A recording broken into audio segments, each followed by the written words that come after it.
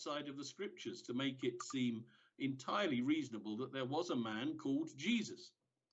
But can we trust what is written about him in the Bible, in the gospel account of his life and his teaching? And that's what we're going to think about this evening. There are a great many reasons why we can reasonably conclude that the Gospels are reliable eyewitness testimony concerning Jesus Christ. Of course, from the very earliest times, this was always taken for granted. Not only was it accepted that the Gospels were written by the apostles whose names they bear, but it was also always accepted that they recorded in different personal testimonies the actual events and experiences that they described. In recent centuries, a critical approach to the Gospels and the Scriptures in general has tried to discover a historical Jesus behind the texts of the Gospels. But of course, there is no such thing, as if there was another description of Jesus which could be preferred to what we find in the Gospels. And this is because each historian has produced his own historical Jesus. Because it's a matter of fact that any description, any selection of gospel passages, any rejection of this miracle or this prophecy is based on the assumptions which the historian himself brings to the text of the Gospels. This doesn't mean that we don't consider the Gospels to have some historical value and importance, but they do not claim to be only history. It is, for instance, rather arrogant of the modern historian to insist that because some political event described in the Gospels is not known to him, therefore it could not have happened. Even in modern history, there is so much which is not known, and which only becomes known through the accidental discovery of some document. So that the mere fact that some event in the Gospels is not yet known from some other source cannot mean that it did not or could not have happened as recorded. How do we need to approach the Gospels? Well, it seems to me that while the Gospels are written in history and they contain historical information, they were not written to be understood as historical writing in the modern sense. If someone was setting out today to write a history of Winston Churchill, for instance, whose house is at Chartwell, not far from many of us, then we would expect every detail to be absolutely correct and verifiable. If his birthday was given as the wrong date, if it was not mentioned that he had been an escaped prisoner during the Boer War, or if his political career was not accurately described, then the authority of the volume would be diminished. But this is not the form which the Gospels take, although they also contain historical matters and are set in a real historical context. The form that they take is rather that of testimony. And testimony is not to be considered true or false, as modern historical writing might be, but trustworthy or not. A volume about Winston Churchill written by his son would undoubtedly contain a great deal of historical material, but it would also be more likely to take the form of testimony rather than historical record. He might be able to share many true accounts of Winston Churchill that could not be independently verified, things that he said at a family party or a barbecue or a holiday. But this would not mean that the text would be rejected as lacking authority. Rather, the accounts would gain their authority from the trustworthiness of the author and his relationship with the subject. In the case of the Holocaust, for instance, we would not consider it reasonable to dismiss the testimony of those caught up in the hideous evil of the Nazi final solution just because in every detail they were unable to provide independently verified evidence. If they describe various cruelties and brutality, but they cannot provide the names and ranks of all those perpetrating them, or if they cannot provide accurate and chronologically correct information about what happened on which date, this would not normally be allowed to diminish their authority, because their testimony and its witness is found in the fact that they were there and experienced these things, and not in the fact that every detail and instance and recollection can be verified from another source.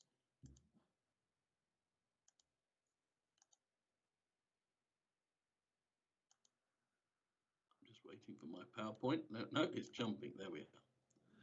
Testimony as a form of writing allows us to understand that the Gospels are the record of events with a meaning,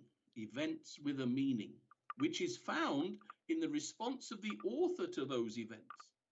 It's not meant to be bare objective data, such as might be found in a record of temperatures measured over several years, but it is history with a meaning.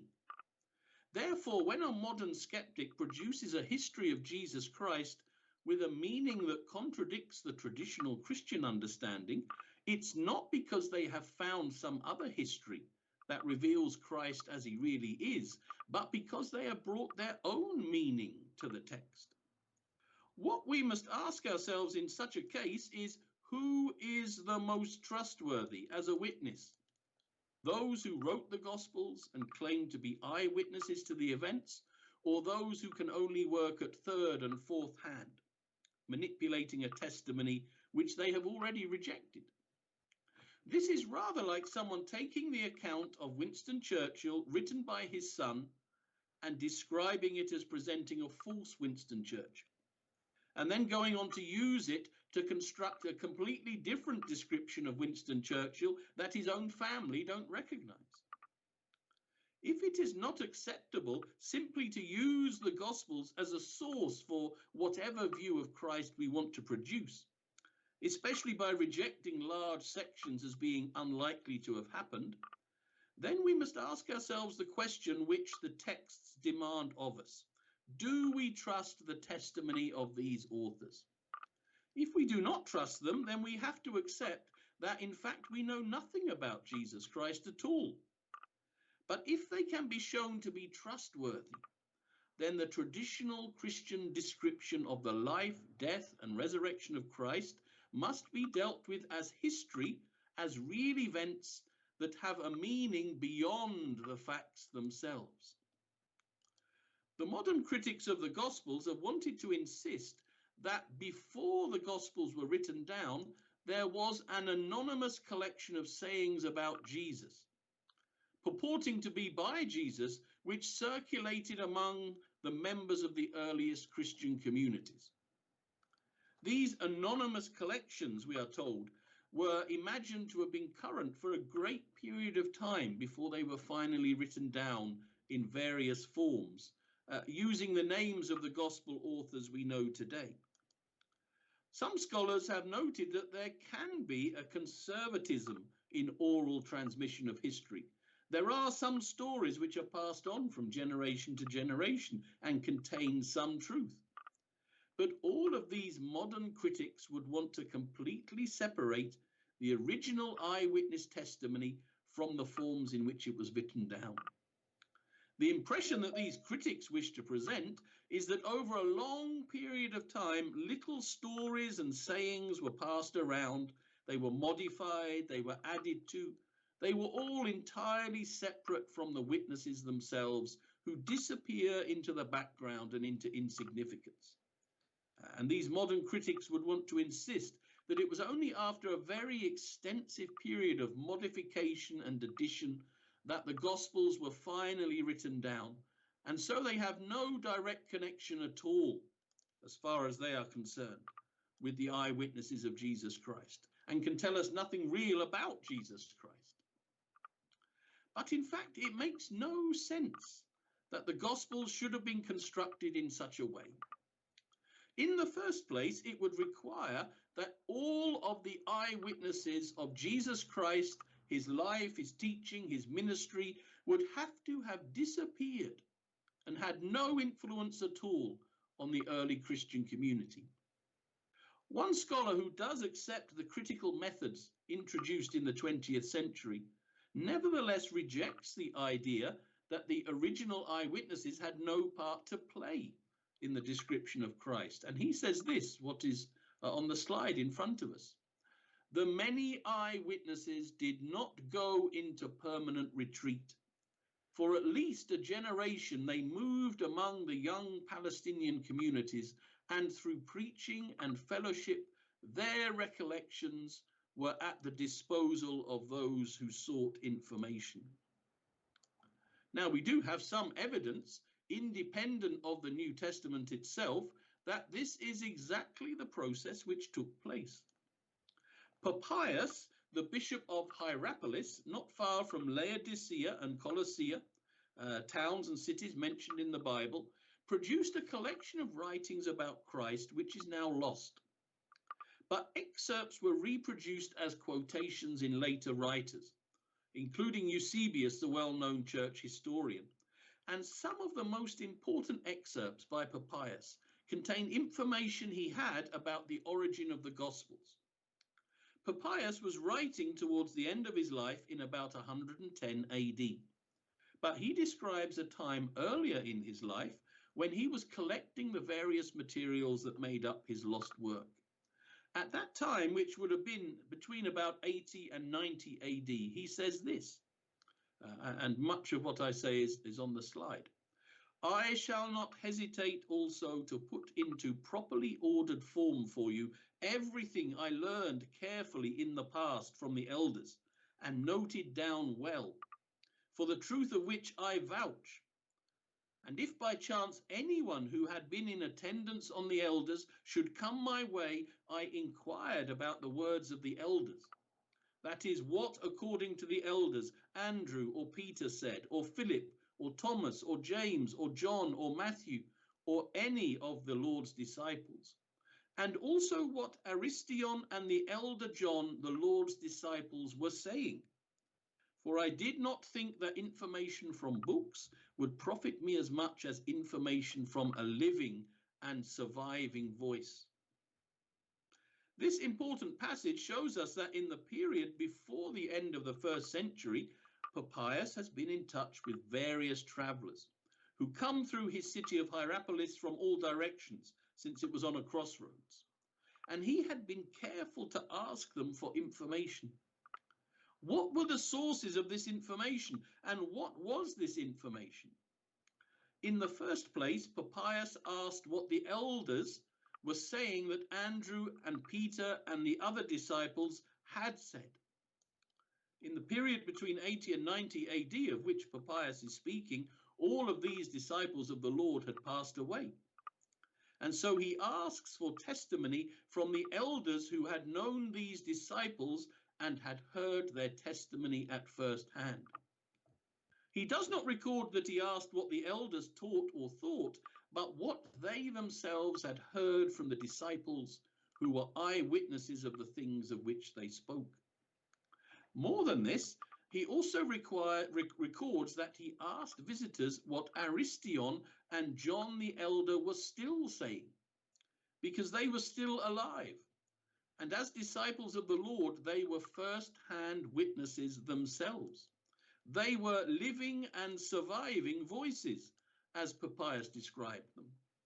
There is no sense at all that Papias was accessing an anonymous collection of stories and sayings about Jesus. On the contrary, he was only interested in first-hand testimony, as reported to him directly, or reported through the mediation of those who had been disciples of the disciples.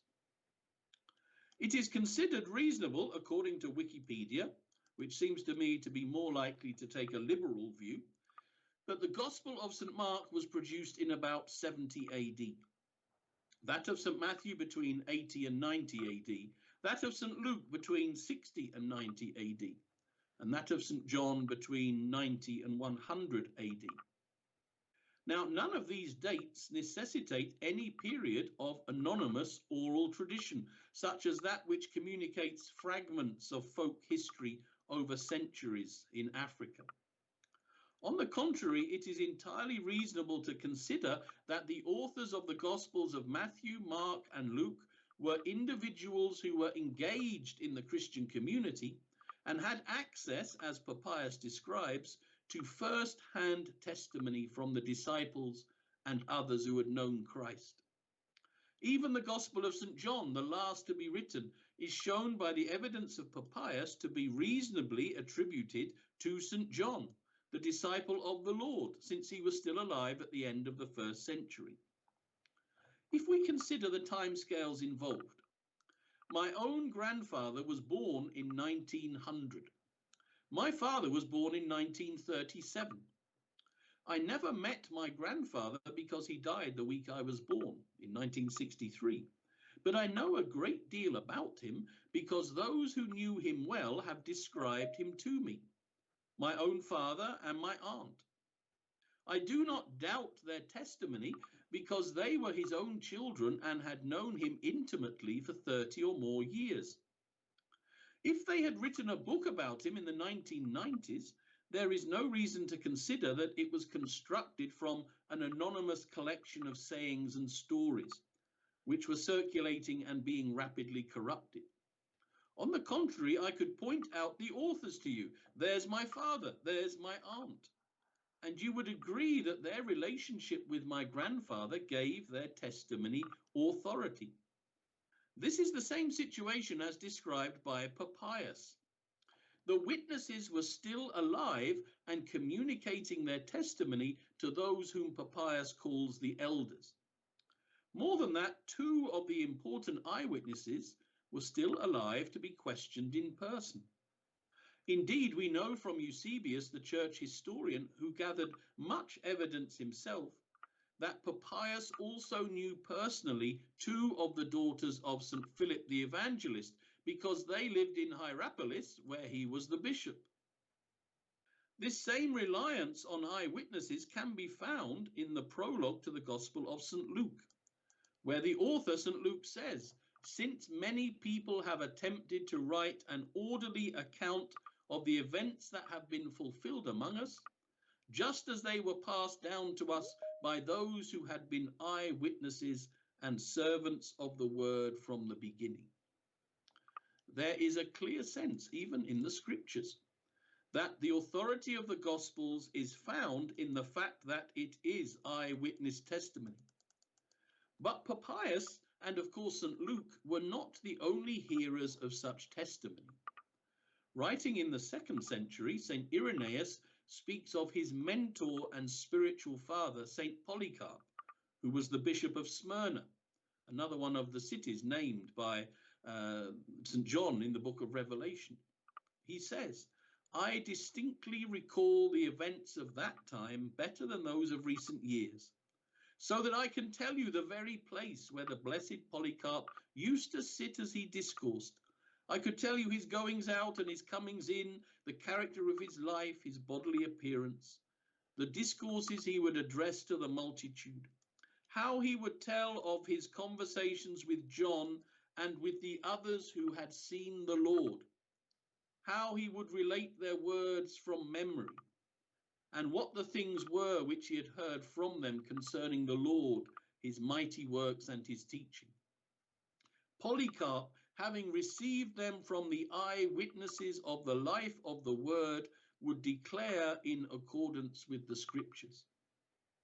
Now, St. Polycarp was a contemporary of Papias and resident in the same province of Asia Minor, which is now Turkey.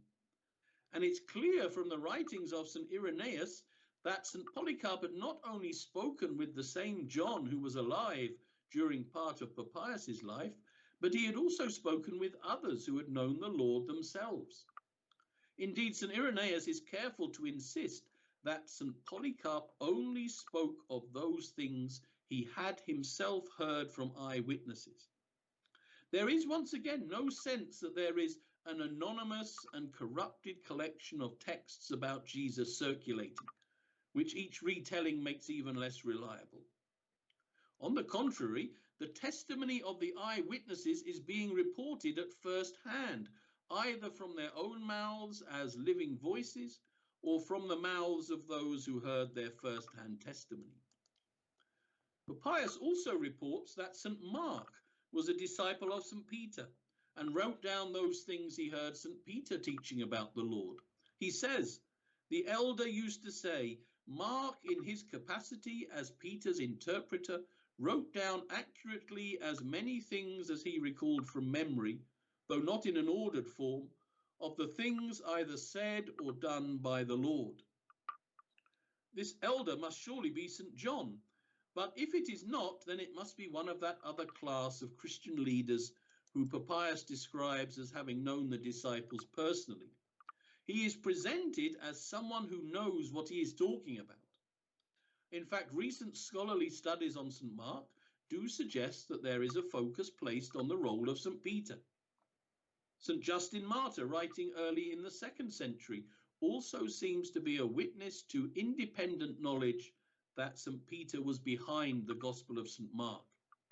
He speaks of the memoirs of Peter as one instance of the memoirs of the apostles, and this must surely refer to the Gospel of St. Mark, since there is no other Orthodox Gospel recording St. Peter's recollections.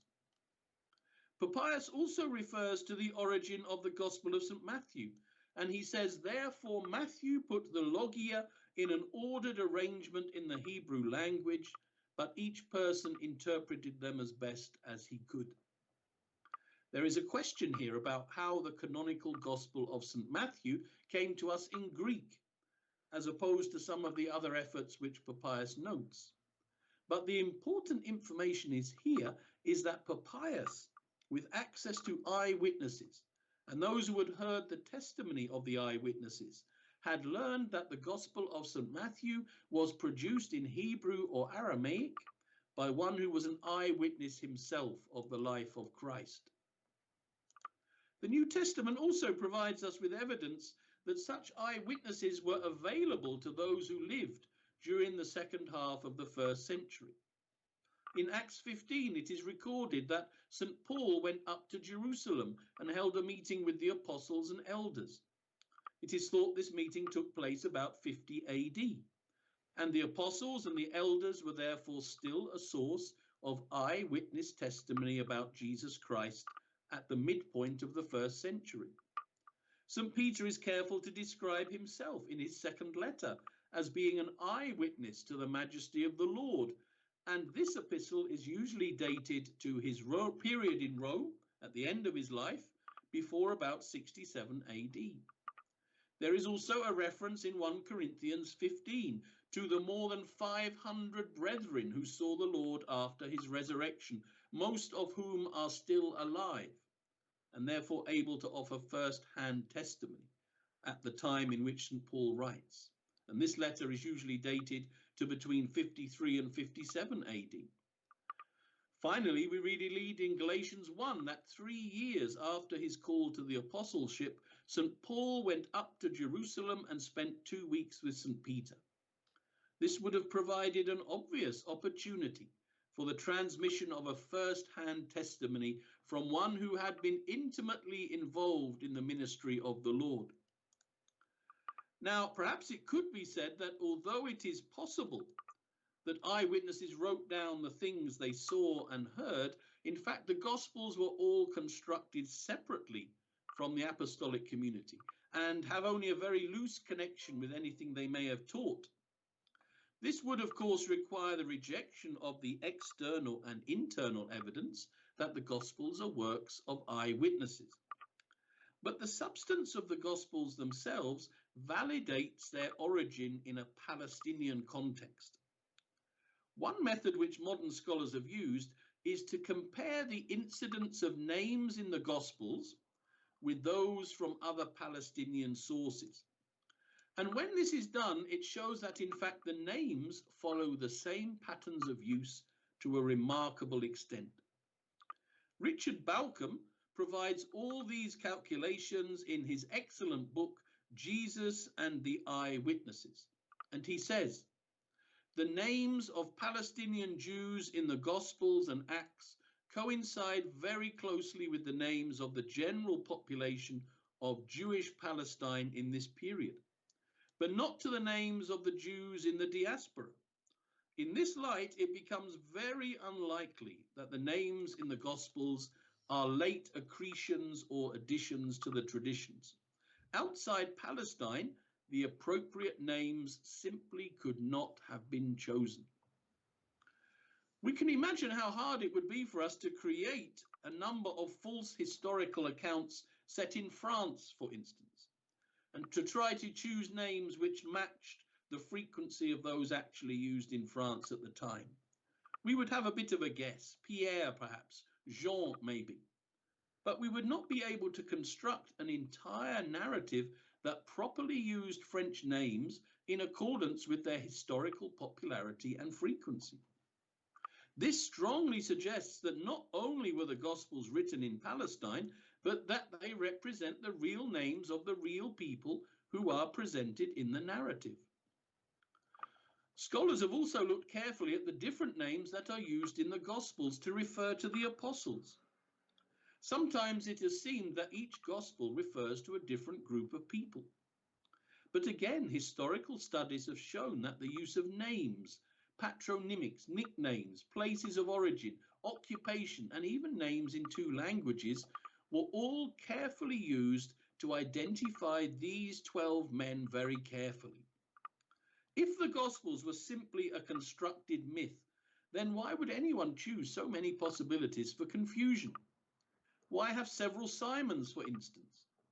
The fact is, as modern scholars have now determined, that the 12 form the core of the Gospel accounts, together with Christ. And their exact identification was always important to each Gospel writer. If the Gospels were simply constructed later with no connection to the eyewitnesses, then 12 completely different names would have been chosen to identify the 12 apostles. It has also been noted in recent studies that many of the little incidents in the Gospels make sense as being repeated and passed on by those who were involved in them. There are many incidents where those who appear are left unnamed, but there are others where the key figure has a name and often will have some church tradition associated with them, that in later life they were known members of the Christian community. These named characters make sense if they are understood to also be eyewitnesses who continue to pass on their recollections to the growing church. It is not unreasonable to imagine that Zacchaeus would not be silent about his encounter with Christ, but that both before and after the resurrection, he would have been glad to make it known. It is not reasonable to imagine that all those who met with Christ were simply silent, or that all died very shortly after the events. Indeed, as St. Paul has intimated, in the period between 53 and 57, there were still hundreds alive who had seen Christ and who were eyewitnesses. What of the Gospel of St. John, which we have been rather silent about so far? It is noteworthy that there are many references in this Gospel to the first person plural. The Gospel often speaks of we, and therefore has the appearance of being a first-hand testimony. It was part of the early tradition of the province of Asia Minor that John, who lived and died in Ephesus, was the author of the Gospel that bears his name. St. Irenaeus, who had been a disciple of St. Polycarp, who knew St. John, says this: "Then John, the disciple of the Lord, the one who leaned back on the Lord's breast, himself published a gospel while he resided at Ephesus."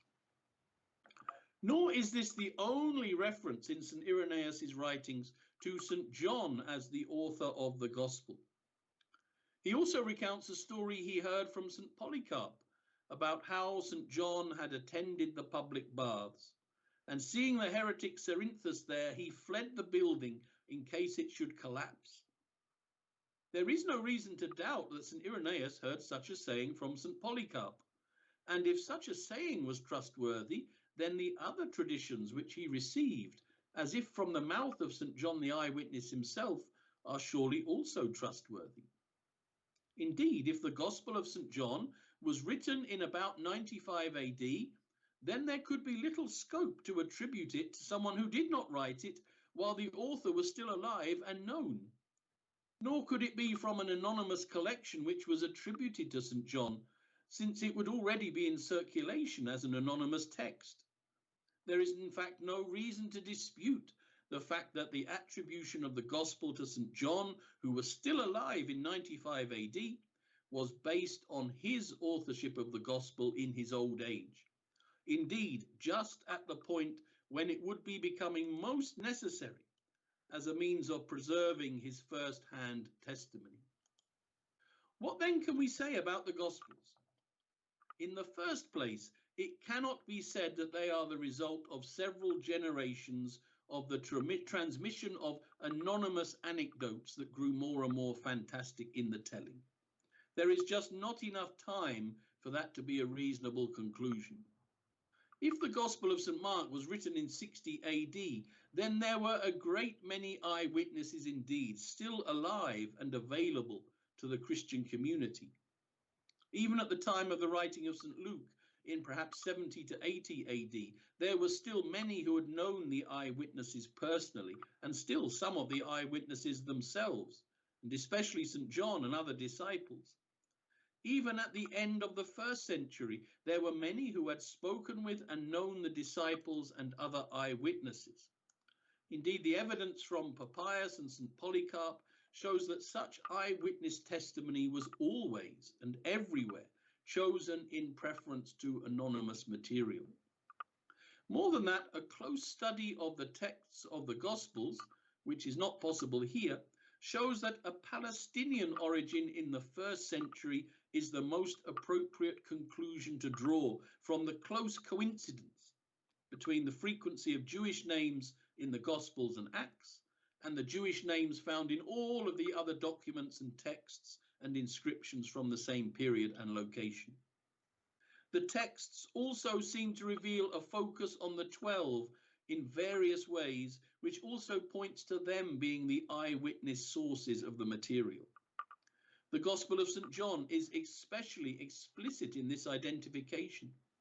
It is just not reasonable to imagine that the John who was renowned in the province of Asia as being an eyewitness and disciple of the Lord and the recent author of a gospel should not actually have been an eyewitness and not an author of the gospel at all. And of course, the external evidence of Papias, which is so very early, points to the reasonable conclusion that the Gospels were written by the eyewitnesses of the Lord and provide first-hand testimony of his sayings and actions. If Papias was wrong, and there is no reason at all to imagine that he was a liar, since there were others writing at the same time who could expose him as such, then not only would the daughters of St. Philip have to have deceived him, but all those who had passed on to him the teaching that they said they had heard from the disciples who were now departed. Indeed, he would have to have been deceived also by all those who were passing on the living words of Aristion and St. John. On the contrary, there are no variant traditions which suggest that the Gospels of St. Matthew, St. Mark, St. Luke and St. John belong to other authors. Everything fits together reasonably. And the very fact that there are only 4 canonical Gospels whose contents are significantly consistent does point to the apostolic and eyewitness origins of the documents. If they had simply been a collection of anonymous saying against which all the evidence seems to point, then there would be many more Gospels from the first centuries, all competing for authority, and the attribution to the disciples would not be consistent. But in fact, there are only 4 canonical Gospels, and there have only ever been these 4 canonical Gospels. And the attribution to Matthew, Mark, Luke and John has always been the same, as the witness of writers such as Papias and Irenaeus shows. More than that, the differences in the Gospels are entirely appropriate to eyewitness accounts, which have the authority and trustworthiness of first-hand testimony. It was not possible to absolutely harmonize the Gospels because this was what St. Luke had actually written, and this is what St. Mark had actually written as he heard it from St. Peter. Such variety is to be expected in first-hand testimony. But the fact that the Gospels are also so similar is also a reasonable sign that it is based on eyewitness accounts. If the Gospels were simply anonymous collections, then there would be no reason why miracles could not be added to miracles and sayings added to sayings, with each collection seeking to outdo the others. But if the eyewitnesses were still present in the Christian community, as it is reasonable and even necessary to conclude, then these eyewitnesses, and especially the disciples, were always the guardians and the preservers of the testimony. If an anecdote was remembered incorrectly, then it would always be corrected by the fact that those who had been eyewitnesses were still living voices. If someone started to say that Lazarus had been 5 days in the tomb, then there would always be the witness of those who had heard the disciples and still heard them in Jerusalem to counter the misinformation and insist that it was 3 days. Therefore, the diversity and the consistency of the Gospels both speak to an eyewitness origin and an eyewitness maintenance of the tradition while it was being transmitted in the 1st century. It is unreasonable to doubt that the Gospels are eyewitness testimony. It is unreasonable to doubt that the Gospels are reliable witnesses to what the disciples saw. Of course, it may be questioned that what they all saw was understood correctly. It could be said that they were all victims of a group delusion, although this is not reasonable either, since there were so many eyewitnesses at so many different times. But it cannot be reasonably disputed that the Gospels were written by those who were eyewitnesses to the events which are recorded, and that they reliably and consistently represent their experience as they understood it. The reliable and the first-hand testimony of the Gospels is convincing and the most reasonable explanation for their content. Thanks be to God.